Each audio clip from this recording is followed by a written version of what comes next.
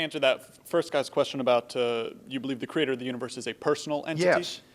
I'm a little confused if you could explain a little bit about how you can defend the existence of a personal entity outside space, outside time, because I imagine that you also believe that God is non-physical. Yes, that's right. How can you defend the existence of a non-physical mind, considering that we've never seen such a thing? Yes. We've never seen a mind without a brain. Right. All right. Now, there are a couple of questions here that are arising. I thought at first you were going to say, how could there be a timeless person? And what I would refer you there to is there's been considerable discussion of this among philosophers, and in my book, Time and Eternity, I look at various arguments as to whether God is temporal or timeless. And one of the arguments for God's being temporal is to say it's impossible for there to be a timeless person.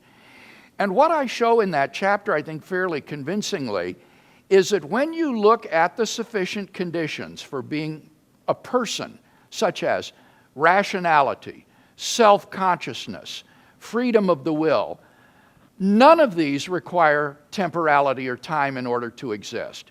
As long as this mind is in a changeless state, it doesn't take any time to know something, to will something, or to be conscious. So I think that the idea of a timeless person, though not your garden variety person that we're familiar with as temporal persons, is not at all incoherent and is a perfectly defensible notion. Now, it sounded to me at the end there that you were saying, but wait a minute, maybe there can't be an unembodied mind at all. And in that case, I guess I would say, well, the burden of proof is on the detractor here. It's not enough to say, give an inductive argument that all the minds that we're familiar with are embodied, therefore there cannot be an unembodied mind.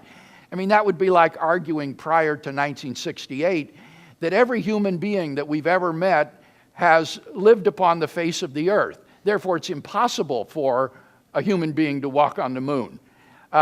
There's a difference between a general property and an essential property. And your inductive argument would only show that being embodied is a sort of general property of human minds, but it doesn't do anything to show that this is an essential property of human minds.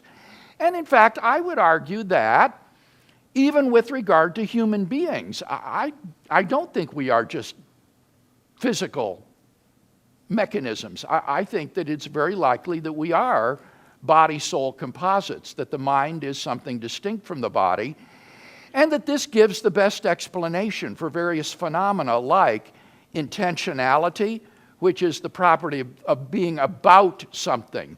No physical object is about something else, but mental states, we can think of things, about things.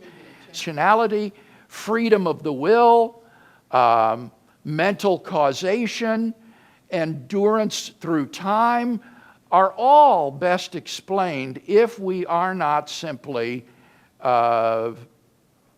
purely material mechanisms, but if we are body-soul composites. And if that's right, then I don't see any reason to think that having a physical substratum is essential to the existence of a mind.